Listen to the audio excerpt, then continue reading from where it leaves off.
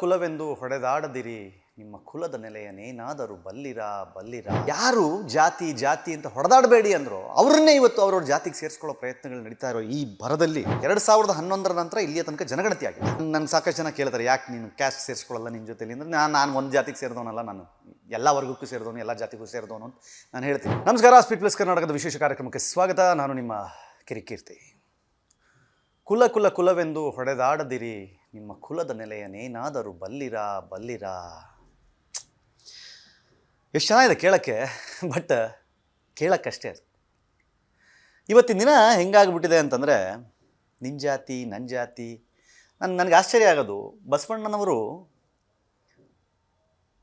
ಜಾತಿ ಅನ್ನೋದ್ರನ್ನು ವಿರೋಧಿಸಿ ಅವ್ರದ್ದೇ ಒಂದು ತತ್ವವನ್ನು ಅನುಭವ ಮಂಟಪವನ್ನು ಕಟ್ಟಿಕೊಂಡು ಅವ್ರದ್ದೇ ಒಂದು ನಂಬಿಕೆಯ ಸುತ್ತ ಹೋದಾಗ ಬಸವಣ್ಣ ನಮ್ಮ ಜಾತಿ ಅಂತ ಒಬ್ಬರು ಹೇಳ್ತಾರೆ.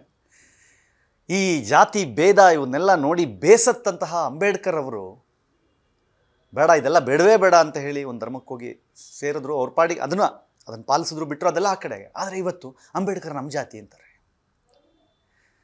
ಅಂದರೆ ಯಾರು ಜಾತಿ ಜಾತಿ ಅಂತ ಹೊಡೆದಾಡಬೇಡಿ ಅಂದರು ಅವ್ರನ್ನೇ ಇವತ್ತು ಅವ್ರವ್ರ ಜಾತಿಗೆ ಸೇರಿಸ್ಕೊಳ್ಳೋ ಪ್ರಯತ್ನಗಳು ನಡೀತಾ ಇರೋ ಈ ಭರದಲ್ಲಿ ಈಗ ರಾಜ್ಯ ಸರ್ಕಾರ ಒಂದು ಮಹತ್ತರವಾದ ಒಂದು ನಿರ್ಧಾರ ಮಾಡಿದೆ. ಏನಪ್ಪ ಅಂತಂದರೆ 2015ರಲ್ಲಿ ಒಂದು ಜಾತಿ ಗಣತಿಯನ್ನು ಈ ರಾಜ್ಯದಲ್ಲಿ ಮಾಡಲಾಗಿತ್ತು. ಅದು ಅವಾಗ ಬಿಡಲಿಲ್ಲ, ಯಾಕಂದರೆ ಬಹಳ ವಿರೋಧ. ಅವತ್ತು ಸಂಪುಟದಲ್ಲಿದ್ದ ಸಚಿವರೇ ಅದಕ್ಕೆ ವಿರೋಧ ವ್ಯಕ್ತಪಡಿಸಿದ್ರು. ಆ ಕಾರಣಕ್ಕಾಗಿ ಅದನ್ನು ತಳ್ಕೊಂಡು ಇಲ್ಲಿ ತನಕ ಬಂತು. ಈಗ ಅದನ್ನು ನಿನ್ನೆ ಎಲ್ಲ ಸಚಿವರಿಗೆ ಕೈ ಇಟ್ಟಿದ್ದಾರಂತೆ. 50 ಸಂಪುಟಗಳು 2 ಪೆಟ್ಟಿಗೆ ಇದೆಯಂತೆ. ಸೊ ಈ ಡಿಟೇಲ್ಡ್ ವರದಿಯನ್ನು ಸಂಪುಟದಲ್ಲಿ ಇವಾಗ ಅಂದರೆ ಅದಕ್ಕೊಂದು ಅನುಮೋದನೆ ಕೊಡೋದು. ಓಕೆ ನೋಡಿ, ಇಷ್ಟಿದೆ, ಇದೇ ಲೆಕ್ಕಾಚಾರ. ರಾಜ್ಯದ ಅಪ್ಡೇಟೆಡ್ ಅಂದರೆ ಅವತ್ತಿನ ದಿನಕ್ಕೆ ಇವತ್ತಿಗೆ 10 ವರ್ಷ, 2025. ಅವತ್ತು ನಡೆದಿದ್ದು 2015ರಲ್ಲಿ. ಅವತ್ತು 5.98 ಕೋಟಿ ಜನರ ಸಮೀಕ್ಷೆ ಆಗಿದೆಯಂತೆ. ಹತ್ತತ್ರ 95% ಆಗಿದೆ ಅಂತ ನೆನ್ನೆ ಶಿವರಾಜ್ ತಂಗಡಿಯವರು ಹೇಳ್ತಾ ಇದ್ರು. ಮಾಡಿದ್ವಿ ನಾವು 95% ರೀಚ್ ಆಗಿದ್ವಿ. ಬರೀ ಒಂದು 37 ಲಕ್ಷ ಜನನ ತಲುಪಕ್ಕೆ ಸಾಧ್ಯ ಆಗಿರಲಿಲ್ಲ ಅಂತ. ಇವತ್ತು ಕರ್ನಾಟಕದಲ್ಲಿ ಹತ್ತತ್ರ 7 ಕೋಟಿ ಆಧಾರ್ ಕಾರ್ಡ್ಗಳಿದೆ.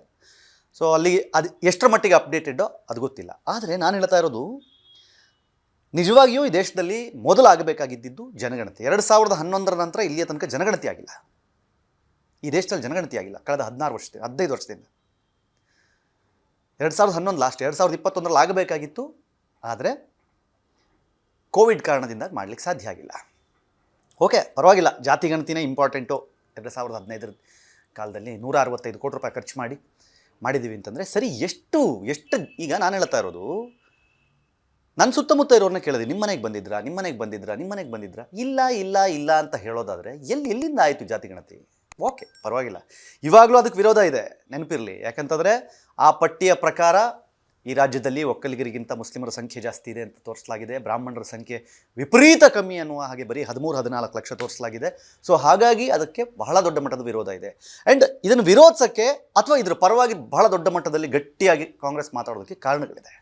ಏನು ಕಾರಣ? ಇವತ್ತು ರಾಜಕೀಯದಲ್ಲಿ ಯಾರಿಗಾದರೂ ಒಂದು ಬಲ ಸಿಗಬೇಕು ಅಂತಂದರೆ ಅದು ಜಾತಿಯ ಆಧಾರದ ಮೇಲೆ.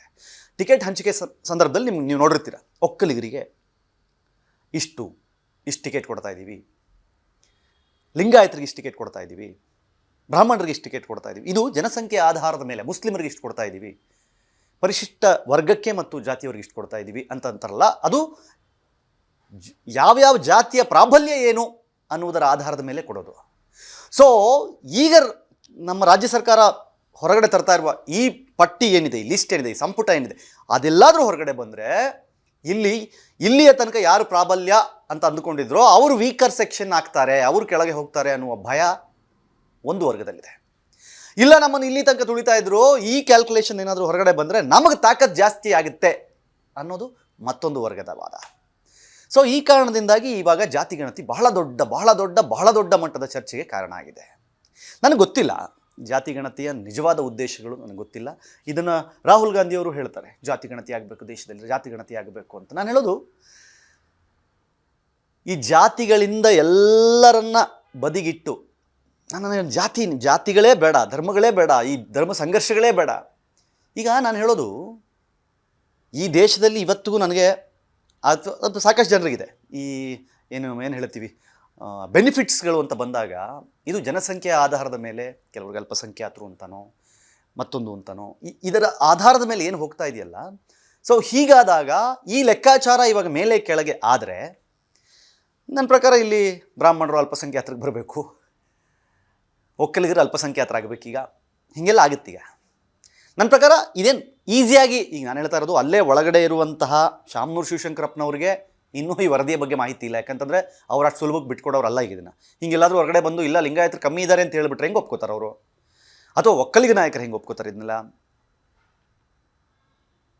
ಇಲ್ಲಿ ನೆಕ್ಸ್ಟು ನನ್ನ ಪ್ರಕಾರ ಇದೊಂದು ರಕಸ್ ಕ್ರಿಯೇಟ್ ಆಗುತ್ತೆ ಅನ್ನೋದಕ್ಕಿಂತ ಜನಗಳ ತಲೆಗೆ ಏನೇನೋ ಹೋಗಕ್ಕೆ ಶುರು ಆಗುತ್ತೆ ಈಗ. ಸೊ ಹಿಂಗೆ ಲೆಕ್ಕಾಚಾರ, ಇದಾ ಲೆಕ್ಕಾಚಾರ, ಅದಾ ಲೆಕ್ಕಾಚಾರ, voting calculations, job calculations,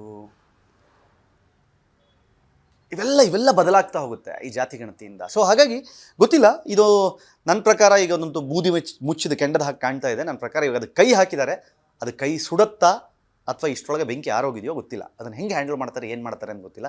but ನನ್ನ ತಲೆಯಲ್ಲಿ ಯಾವಾಗಲೂ ಬರುತ್ತೆ ಈಗ ನನಗೆ ಸಾಕಷ್ಟು ಜನ ಕೇಳ್ತಾರೆ, ಯಾಕೆ ನೀನು ಕ್ಯಾಸ್ಟ್ ಸೇರಿಸ್ಕೊಳ್ಳಲ್ಲ ನಿನ್ನ ಜೊತೆಲಿ ಅಂದರೆ ನಾನು ಒಂದು ಜಾತಿಗೆ ಸೇರಿದವನಲ್ಲ, ನಾನು ಎಲ್ಲ ವರ್ಗಕ್ಕೂ ಸೇರಿದವನು, ಎಲ್ಲ ಜಾತಿಗೂ ಸೇರಿದವನು ಅಂತ ನಾನು ಹೇಳ್ತೀನಿ. ನನ್ನ ವಾದ ನಾನು ಹೇಳೋದು.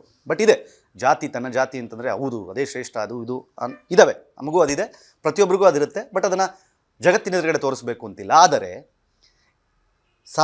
ಸರ್ಕಾರವೇ 2015ರಲ್ಲಿ ಮಾಡಿರುವ ಜಾತಿ ಗಣತಿಯನ್ನು ಈಗ 2025ರಲ್ಲಿ ಸಂಪುಟಕ್ಕೆ ತಂದು ಅದನ್ನು ಇವಾಗ ಜನರ ಎದುರುಗಡೆ ಇಟ್ಟಾಗ ಜನ ಅದನ್ನು ಹೇಗೆ ಸ್ವೀಕರಿಸ್ತಾರೆ, ರಾಜಕೀಯ ನಾಯಕರು ಹೇಗೆ ಸ್ವೀಕರಿಸ್ತಾರೆ, ಏನು ಮಾಡ್ತಾರೆ ಗೊತ್ತಿಲ್ಲ.